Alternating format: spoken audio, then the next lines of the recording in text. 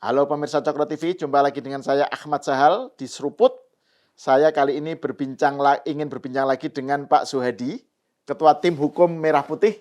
Pak, selamat datang lagi ke Cokro, Ya, Pak. selamat datang. Ini kalau soal-soal hukum, apalagi terkait dengan kasus Roy Suryo CS ini narsum yang paling layak untuk kita dengarkan itu salah satunya Pak Suhadi.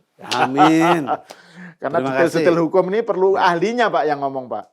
Ini ada dua hal, Pak, yang ingin saya bicarakan dalam kesempatan kali ini. Pertama, soal perkembangan terbaru dari kasusnya Roy Suryo CS ini, Pak. Setelah kemarin rame ada restoratif justice, ada SP3 kepada Egy Sujana dan DHL ya, DHL, dan ya. Maheril Lubis gitu. Kan perkembangan terbarunya kan berkasnya sudah dilimpahkan ke kejaksaan dan sekarang tim hukumnya Roy Suryo bilang dia yakin sekali bahwa kejaksaan akan mengembalikan berkasnya ke penyidik katanya gitu.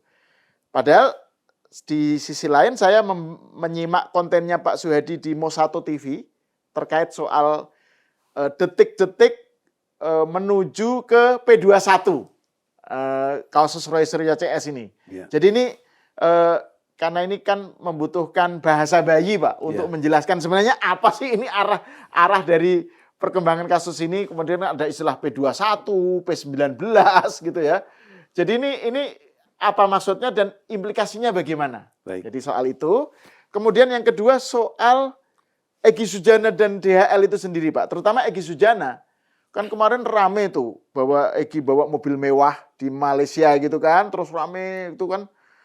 Kemudian kemarin Roy Suryo bilang bahwa itu bukti bahwa mobil mewah itu adalah miliknya Roy Suryo gitu ya. Ada kayak perseteruan di kalangan para tersangka. Ya. Setelah Egy Sujana ketemu Pak Jokowi terus dapat SP3 gitu. Nah ini bagaimana kita membacanya? Apakah ini menunjukkan bahwa Egy Sujana cerdik, sudah bisa mengelabui Pak Jokowi gitu ya? Atau Pak Jokowi yang atau lebih cerdik. Pak Jokowi yang justru lebih cerdik karena dia justru membuat para lawan-lawannya ini berantem sendiri gitu. Berantakan ya. Berantakan gitu. Ya. Oke, kita mulai yang pertama, Pak. Soal peluang SP3. P21 Ya. kepada Roy Suryo CS. Ya, baik. Ya, nggak salah kalau kita lihat dari proses yang ada. Ini biar detail saya jelasin. Ya. Karena belum lama ini, kira-kira hampir 10 hari lah ya. Penyidik Polda Metro sudah melimpahkan berkas perkara Roy Suryo, Rismond dan Tipa itu ke kejaksaan. Ya. Itu dalam bahasa hukum disebut tahap 1. Oke. Penyerahan tahap 1. Kenapa dikatakan penyerahan tahap 1? Karena pertama kali berkas itu dilimpahkan dari penyidik kepada penuntut umum. Dalam hal ini jaksa penuntut umum. Siapa jaksa penuntut umum di sini? Ya, karena kita melihat ini juga harus diketahui nih. Karena kita ini melihat bahwa yang menangani di Polda, maka ya jaksa penuntut umumnya itu ada di Kejaksaan Tinggi. Levelnya sama kan? Oke. Polda ya, Kejati ya. Kalau di Mabes itu berarti disebutnya dengan Mabes, Markas Besar Kepolisian atau Bareskrim ya. Oke, ya. Levelnya itu Jaksa Agung ya. Jadi ini biar jelas dulu. Ya. Nah, perkara itu sudah dilimpahkan tahap 1-nya kepada Kejaksaan Tinggi DKI dalam persoalan ini. Terus kemudian katanya nanti itu juga kembali. Benar. Secara hukum kan memang kembali. Karena kalau berkas ada di sana terus ya jadi nggak bergerak ya. Ya jadi nggak bergerak, nggak jalan dong perkaranya gitu kan. Ya nggak lucu-lucu amat pernyataan Roy Suryo itu. Benar, berkas akan kembali. Nah, kembali ini ada 2 ya. Kembali ini apakah jaksa masih memerlukan tambahan pemberkasan, misalnya memeriksa saksi kurang ya kan, terus ada kemudian ada alat bukti yang masih belum terpenuhi dan lain sebagainya ya, itu yang disebut dengan petunjuk atau P19. Oke. Ya, itu nanti peran daripada jaksa untuk memberikan petunjuk kepada pihak Polda atau penyidik di Polda Metro untuk memberikan petunjuk. Petunjuknya seperti apa? Mungkin ada yang kurang atau apa, itu nanti ada di petunjuk P19 ya. Oke. Jadi kalau dikatakan kembali, ya benar akan kembali. Namun bisa juga karena kan ini kasus besar, ini kasus penting ya. Berarti kalau kita melihat dalam parameter kerja penyidik, saya yakin ya sejak lama pada saat dikatakan Roy Suryo sudah naik statusnya ya dari penyelidikan kepada penyidikan, barangkali peran kejaksaan atau peran penuntut di dalam persoalan ini sudah dilibatkan gitu ya. Jadi kalau seandainya misalnya nanti ada P21 dalam konteks beberapa hari, 14 hari sesuai dengan ketentuan undang-undang ya, bukan P19 yang datang, P21, berarti perkara itu sudah lengkap. Kalau perkara itu sudah lengkap, maka perannya selesai penyidikan yang ada di Polda ini, ya itu nanti akan menjadi wewenang sepenuhnya daripada penuntut umum. Oke. Dalam hal ini siapa? Kejaksaan Tinggi DKI. Itu nanti itu perannya ada di sana, ya. Jadi penyidik selesai nih kerjanya. Oke. Nah, terus tahapannya seperti apa berkaitan dengan menyangkut masalah ini, ya. Tahapannya perkara begitu dinyatakan P21 atau pernyataan dari pihak kejaksaan ini lengkap, maka berkas perkara itu nanti akan dikembalikan lagi kepada pihak kejaksaan ya. Terus kemudian juga bukan hanya berkas, kalau tahap 1 kan hanya berkas nih. Ya, pengertian tahap 1 dia hanya berkas. Ya, ya. Nah, kalau nanti P21 penyerahannya bukan lagi tahap 1, penyerahan berkas, tapi juga alat buktinya Oke. ya. Ya tadinya mungkin alat bukti belum semuanya ya. Nah, alat bukti yang ada di dokumen-dokumen itu termasuk juga berkas-berkas perkara itu dilimpahkan berikut para tersangka. Makanya di P21 penyerahannya itu adalah disebut dengan tahap 2. Oke. Jadi ada 2 tahapan ya. Tahapan penyerahan berkas dan tahapan menyerahkan para tersangka. Ya. Nah, setelah itu dilakukan, maka tugas penyidik ini selesai. Tugas penyidik sudah tidak ada lagi. Semua pekerjaan berkaitan dengan masalah dugaan ya, penghinaan dan penistaan ijazahnya Pak Jokowi yang diduga palsu itu sepenuhnya ada di tangan jaksa. Karena nanti jaksa lah yang membuat tuntutan, terus kemudian memajukan perkara kepada pengadilan untuk disidangkan dan lain sebagainya. Itu dulu. Oke. Nah, terkait dengan itu Pak, kan Roy Suryo CS kan sekarang ini dia tersangka tapi nggak ditahan. Ya. Ya kan? Nah, itu seberapa jauh itu komplikasi persoalannya Pak? Ya. Karena kan biasanya kan kalau bahkan tersangka yang sebelum P21 kan ditahan. Ini kok nggak ditahan Ya. gitu ya. Nah, ini kalau sudah P21 ini Oke, saya paham. ininya gimana Pak? Ya, saya paham. Dampaknya. Saya jawab ini. Ya. Ya. Ini saya udah jelasin juga di Mosato kemarin. Ya. Kalau perkara sudah P21, artinya lengkap. Ya. Tidak sekonyong-konyong, terus kemudian penyidik nggak bisa ngapa-ngapain. Ya. Itu di dalam aturan hukum acara, ya. Penyidik masih boleh melakukan apa? Ya. Sebelum perkara dilimpahkan ke kejaksaan, seperti yang saya ceritakan tadi, penyidik masih punya kewenangan. Ya. Kewenangannya apa? Ya menahan tersangka. Ya, yang tadinya nggak ditahan, mungkin ditahan dulu di Polda Metro ya oleh penyidik yang ada di Polda. Ya. Nah, penahanannya itu berapa lama? Ya, ketentuan undang-undang penyidik boleh melakukan penahanan selama 20 hari. Selama 20 hari itu adalah kewenangan daripada penyidik. Tapi saya katakan, ini kasus rame. Ini kasus yang sangat menarik perhatian banyak orang. Barangkali, kalaupun memang kewenangannya 20 hari, saya yakin nggak akan 20 hari itu diambil penuh, dilakukan penahanan oleh pihak kejaksaan, oleh pihak Polda. Pastinya paling 10 atau seminggu berkas sudah harus dilimpahkan berikut dengan para tersangkanya. Gitu. Tapi bisa juga tidak ditahan ya Pak ya. Jadi misalnya P21 nih, sudah muncul P21, kemudian tanpa ada penahanan, tapi itu bisa langsung dilimpahkan ke pengadilan? Atau bagaimana Pak? Gini, kalau menyangkut masalah masalah penahanan, itu kan hak subjektif. Yang tempo hari pernah kita bicarakan juga. Hak subjektif daripada penyidik. Cuma kan saya dibilang, hak subjektifnya ada nggak? Ada. Ya, pasal 21 ayat 3. Ya, itu jelas di dalam KUHP itu, ya. Tidak boleh mengulangi perbuatan yang sama. Ini kan sudah dilakukan terus oleh yang bersangkutan. Jadi kalaupun ada penahanan dari penyidik, ya kita dukung. Supaya jangan cawe-cawe terus. Karena kalau takutnya kan begitu nanti nggak ditahan, ya, padahal udah dilimpahkan nih perkara ke sana. Wah, nggak ditahan saya nih dan lain sebagainya, teriak-teriak lagi dan lain sebagainya. Kan kita juga capek ngeliatin persoalan ini gitu kan. Jadi ya menurut saya ya, dan juga ketentuan dalam hukum acara ya, selain daripada hak subjektif penyidik ya, juga memang diatur dalam undang-undang. Seperti yang saya katakan tadi, pasal 21 ayat 3 KUHP. Ya, itu yang lama, KUHP yang lama gitu kan. Karena ini kan kita melihat konteksnya kan kita harus melihat kepada keadaan-keadaan yang terdahulu gitu. Nah, terus kemudian kalau kita lagi melihat lagi, bisa nggak ditahan, tetap bisa dilimpahkan, bisa saja, ya bisa aja. Itu bukan ranah penyidik untuk harus menahan, karena penahanan itu tidak menjadi keharusan.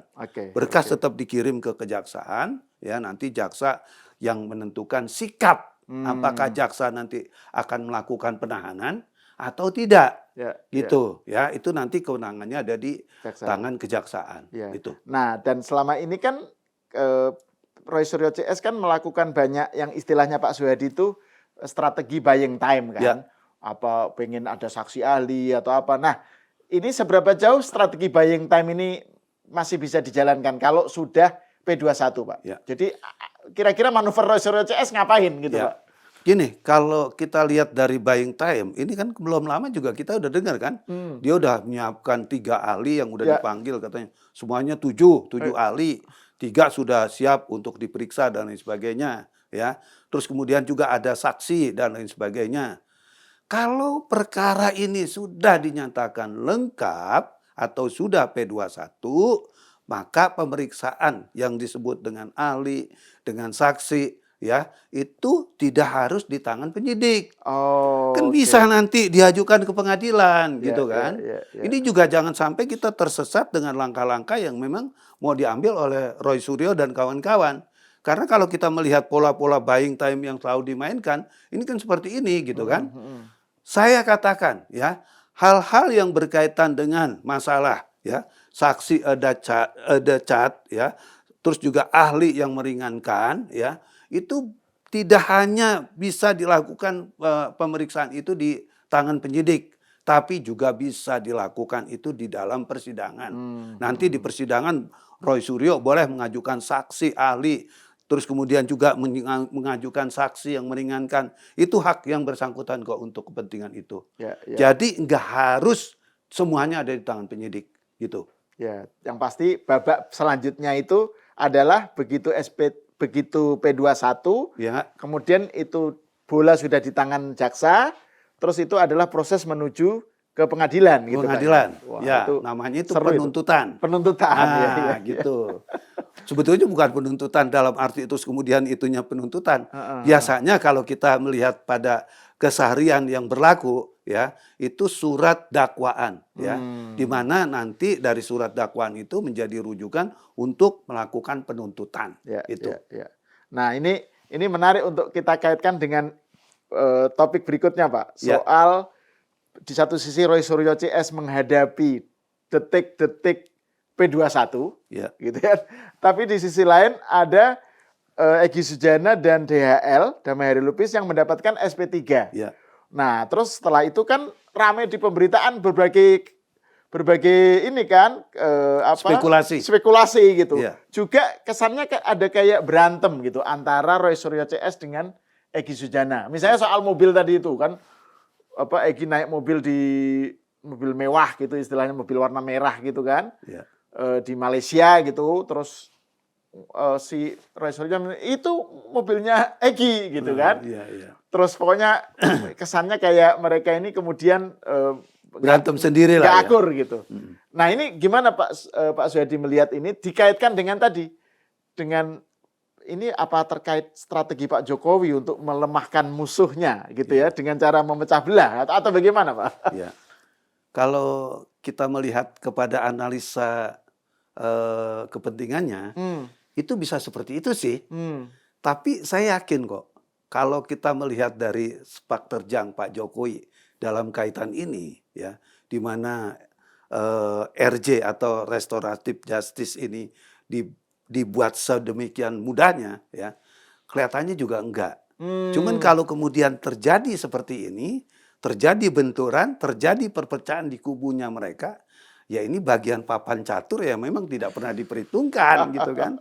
Tapi menurut saya ini keren gitu kan. Hmm, hmm. Kita nikmati aja gitu Ya, ya. ya, ya. Nah, berkaitan dengan menyangkut masalah tadi ya, ini ada yang sudah mau P21, kemudian ada yang RJ dan lain sebagainya. Barangkali dari sisi hukum ya, ini harus dipilah Oke. ya. Karena pertama ya, kalau kita menyebut nama Pak Egy Sujana ya dan DHL itu kan memang ada di kubu yang berbeda Klaster walaupun pertama, dia ya klasternya kubu lain. yang berbeda artinya bukan di satu klaster, Ya, tapi ya, ada dua klaster di ya. sini, ya kan? Kubu yang berbeda atau klaster yang berbeda. Karena klasternya Pak Egy itu ada di klaster 1 Hmm, dan klaster 2 itu adalah Roy, kemudian Rismond dan Tipa. Nah, terus kemudian kalau mereka melakukan perdamaian atau melakukan RJ dan sekarang kita udah tahu ada P2 apa namanya sudah ada SP3 ya untuk penghentian penyidikan perkaranya dari apa namanya Pak Egy dan DHL. Bagaimana pandangan hukum? Menurut saya ya baik-baik aja gitu hmm. kan. Gitu. Karena kenapa? Ini kan kesepakatan, yang namanya RJ itu kan kesepakatan, gitu. Nah kemarin juga ada pertanyaan, Pak memang harus ada surat pernyataan, Pak memang harus ada ini itu dan lain sebagainya. Saya katakan tidak. Saya diwawancarain juga Hmm, sama El hmm. Sinta pada waktu itu juga. Ya. Ya saya jelasin, tidak harus ya. Yang penting ya kesepakatan dari kedua belah pihak. Kan kuncinya itu kesepakatan. Karena kalau saya mengumpamakan ya, RJ itu kan sepertinya formatnya diambil dari hukum perdata, ya, hukum Hmm. perikatan. Di mana hukum perikatan itu ya apabila memang terjadi perdamaian, di dalam hukum perdata disebutnya dading ya, di sini disebutnya RJ. Hmm. Ya kalau itu ada kesepakatan dari kedua belah pihak, si A kepada si B untuk saling memaaf-maafkan, maaf itu kan nggak harus tertulis, misalnya Hmm. maaf secara kerelaan, ya udahlah Ya, saya ampuni, saya ini kan kamu juga udah nggak usah diucapkan, tapi kita sama-sama ya, ya. menyikapi persoalan ini secara dewasa. Selesai. Hmm. Nah sekarang apa bisa dilakukan seperti itu memangnya? Terbukti kok. Ya. Iya kan? Ya. Sebelum RJ itu keluar saya sudah bicara bahwa kata maaf itu nggak harus menjadi bagian dari hal yang substantif, Ya. ya kan? Misalnya gagal dan sebagainya. Karena saya udah bilang tadi, kuncinya dua orang nih bertemu, sepakat membuat kesepakatan, persetujuan bahwa ini sudah diselesaikan, ya. Terus kemudian Pak Jokowi mengaminkan, ya. Malah menurut saya dari informasi yang beredar, yang proaktif dalam persoalan ini Pak Jokowi. Hmm. Kenapa alasannya? Kok bisa seperti itu? Karena ya, walaupun seperti apapun ya alasan Pak Egy untuk berobat, ini hal kemanusiaan yang sangat dijunjung tinggi oleh Pak Jokowi. Itu yang saya lihat kerennya di situ Ya, gitu kan. ya, ya. Ya. Dia mengesampingkan kepentingan pribadinya, ya. Tetapi dia mendahulukan bagaimana kesehatan seseorang itu menjadi hal yang utama. Ini yang saya lihat gitu kan. Ya. Jadi jangan sampai juga ditafsirkan, wah ini, ada ini. Tidak ada. Karena kalau saya katakan juga itu tidak ada embel-embel yang lain-lain. Karena sampai sekarang terbukti juga kan berkaitan dengan masalah RJ ini atau katakanlah dikeluarkan SP3, nggak ada deal-deal yang lain. Dan kita tahu kan akhir-akhir ini juga apa sih yang terjadi? Pak Egy kan seolah-olah mengingkari hal-hal yang sudah terjadi Ya, ini gitu ya. kan. Tapi kita sakit hati. Ya sebetulnya kalau dilihat juga, saya lihat ini sih menurut saya orang yang nggak bisa dipegang gitu kan. Hmm. Orang yang tidak komit dengan suatu perkataan. Sebetulnya kan kalau kita lihat lagi kepada perjanjian tadi, ya itu di dalam hukum keperdataan atau hukum kesepakatan tadi, ya, itu di dalam pendapatnya Egan, ya, itu dalam hukum perdata, ya, dalam hukum perikatan. Itu orang tuh yang dipegang tuh mulutnya gitu kan. Bukan apa-apanya, mulutnya gitu Ya, kan. ya. Kalau mulutnya udah nggak bisa dipegang, ya udah nggak bisa udah nggak bisa kita pikirkan lagi gitu kan. Di mana letak moralitasnya? Di mana letak komitmennya dari sebuah kesepakatan tadi? Ya. Itu jadi nggak jelas lagi gitu kan. Makanya kalau saya melihat dalam konteks ini dan Pak Jokowi juga melihat, ya udah pokoknya saya udah relakan, ya udah kamu berlaku seperti apa ya silakan gitu Ya, kan. itu kan kesannya Terus kemudian menghujat saya lagi ya silakan gitu aja, ya kan? Iya, soalnya kan kesannya kayak Egy itu mungkin untuk supaya tidak kehilangan muka di kalangan para pendukungnya atau Roy Suryo CS, kan dia menyangkal minta maaf Ya. gitu kan. Kesannya kayak dia itu sudah dapat SP3 tapi kemudian dia kayak menang gitu Pak, sudah berhasil mengecoh Pak Jokowi atau apa gitu ya. Terus dapat SP3 terus tapi saya nggak minta maaf. Nah, kayak gitu. Tapi kan dari sudut pandang yang lain, masa sih Pak Jokowi terkecoh gitu kan? Pak Jokowi kan jangan-jangan tujuannya malah justru memang sengaja dikasih SP3 RJ, diloloskan keinginan untuk RJ supaya mereka sendiri pihak Roy Suryo Egy dan Roy Suryo itu nggak akur gitu. Berantem gitu ya. Jadi memecah ombak di tengah-tengah mereka gitu Betul, kan. memecah ombak. Ya. Ya. Kalau ini bisa aja itu terjadi. Tapi semangat yang saya tahu, karena kan kebetulan salah satu tim dalam hal ini itu kan kebetulan dekat sekali dengan saya juga, Bang Darmijal kan. Ya. Itu kan memang semangatnya dia mau berobat. Si Egy. Jadi landasannya itu kemanusiaan aja, gitu kan. Landasannya bukan ada faktor yang lain. Wah takut segala macam atau ada bargaining nanti kamu akan begini. Karena katanya kalau nanti Pak Egy dimaafkan, Pak Egy akan memberikan masukan-masukan ke Pak Jokowi. Ya gitu. Itu menurut saya nggak ada itu cerita-cerita seperti itu. Ya, emang kurang kerjaan apa? Ya kan, orang perkaranya udah jelas kok. Kecuali perkara ini masih abu-abu. Belum jadi tersangka, perkaranya juga tetap ada di tingkat penyidikan, barangkali boleh dong, ya. Orang-orang yang memang menjadi satu kubu buat kita, itu menjadi penting. Ya. Tapi kan ini udah selesai perkara. Iya, betul. Karena saya katakan ini perkara udah selesai. Di tangan penyidik itu udah selesai. Tinggal bagaimana memproses pelimpahan berkas perkara. Nah tentunya juga kan kita harus menghormati peran jaksa di dalam persoalan ini. So, apa yang sudah dimasak atau sudah dijadikan ya masakan ini oleh Polda Metro dalam hal ini penyidik yang untuk dilimpahkan ke sana, kewenangan sepenuhnya ada di tangan kejaksaan gitu kan. Karena kejaksaan nanti yang akan membawa kasus ini ke pengadilan. Ya. Kan repot juga kalau jaksa nanti nggak bisa membuktikan atau masih ada kekurangan dan lain sebagainya. Makanya saya katakan ya, dengan ditetapkannya tersangka ya, proses penyidikan itu sudah selesai. Itu. Ya. Nah, terus terkait dengan itu Pak, dengan kan setelah Egy Sujana dan DHL itu datang ketemu Pak Jokowi, Ya. terus kemudian muncul RJ kan, Ya. pihak penyidik Polda Metro Jaya mengeluarkan RJ. Kemudian dinarasikan, dikesankan, tuh kan bukti bahwa Pak Jokowi itu masih punya pengaruh di kepolisian, nah kan? Pak Ya, Jokowi itu menarik pokoknya nih. apa yang dimaui Pak Jokowi langsung dikabulkan Ya, gitu. telepon Kapolri katanya ya. gitu. Gimana itu Pak Soehadi ngelihatnya itu? Ya kalau saya lihat gini, kan kebetulan saya itu juga sebagai pihak kuasa hukum.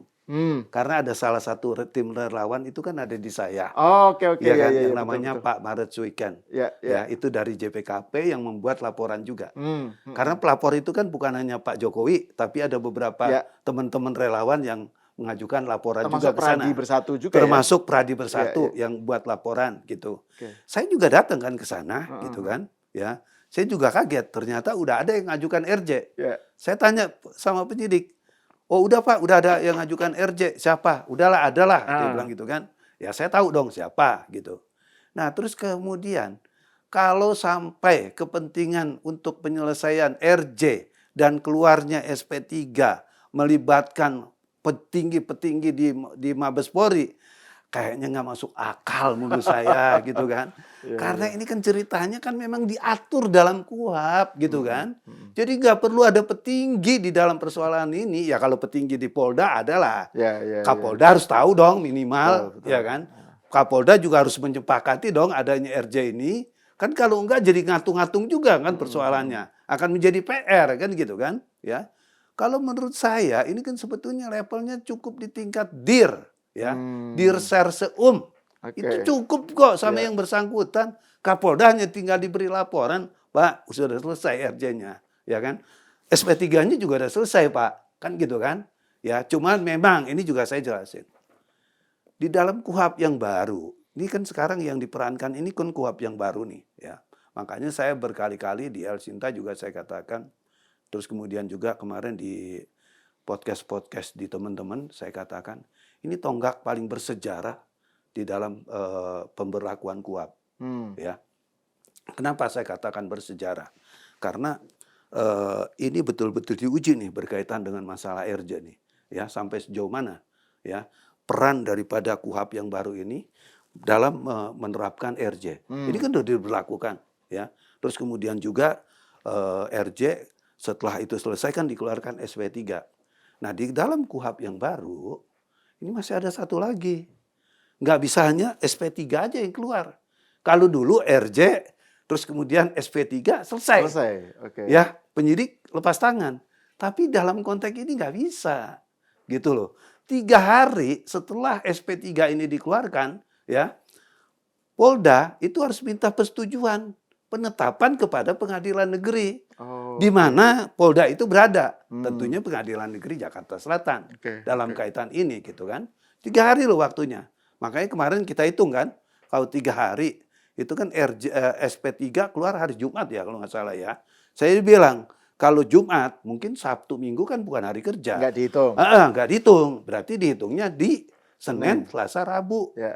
Berarti dugaan saya sekarang penetapan dari pengadilan, dari ketua pengadilan negeri itu pun sudah selesai. Gitu.